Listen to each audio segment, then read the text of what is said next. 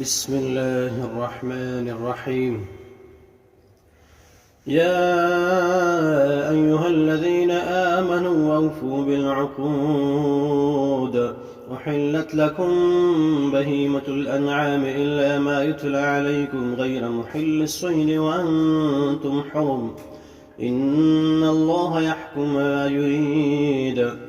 يا أيها الذين آمنوا لا تحلوا شعائر الله ولا الشهر الحرام ولا الهدي ولا القلائد ولا آمين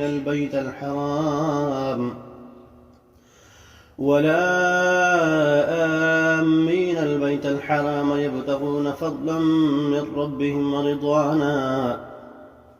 وإذا حللتم فاصطادوا ولا يجرمنكم شنآن قوم أن صدوكم عن المسجد الحرام أن تعتدوا.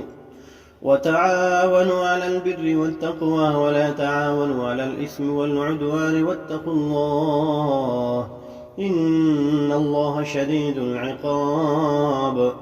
حرمت عليكم الميتة والدم ولحم الخنزير وما أهل لغير الله به والمنخنقة والموقوذة والمتردية والنطيحة وما أكل السبع إلا ما ذكيتم وما ذبح على النصب وأن تستقسموا بالأزلام، ذلكم فسق.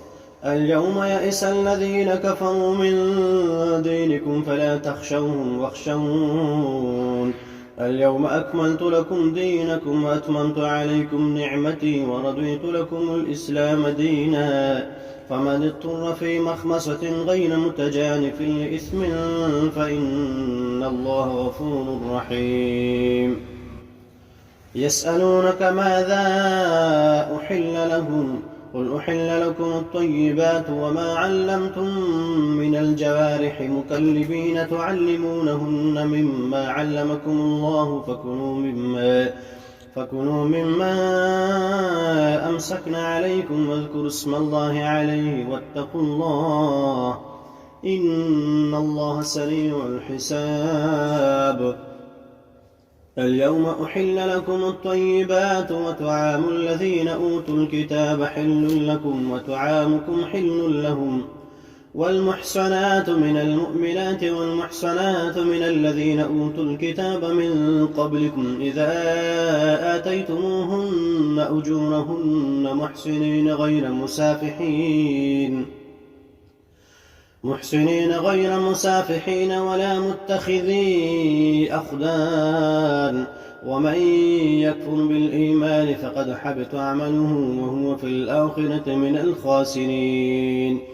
يا أيها الذين آمنوا إذا قمتم إلى الصلاة فاغسلوا وجوهكم وأيديكم إلى المرافق وامسحوا برؤوسكم وأرجلكم إلى الكعبين، وإن كنتم جنبا فاطهروا، وإن كنتم مرضى أو على سفر أو جاء أحد منكم من الغائط أو لامستم النساء فلم تجدوا ماء فتيمموا صعيدا طيبا فامسحوا بوجوهكم وأيديكم منه، ما يريد الله ليجعل عليكم من حرج ولكن يريد ليطهركم وليتم نعمته عليكم لعلكم تشكرون.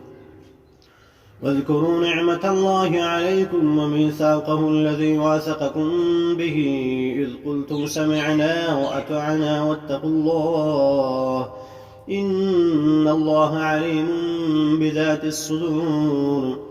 يا أيها الذين آمنوا كونوا قوامين لله شهداء بالقسط، ولا يجرمنكم شنآن قوم على ألا تعدلوا، اعدلوا هو أقرب للتقوى واتقوا الله، إن الله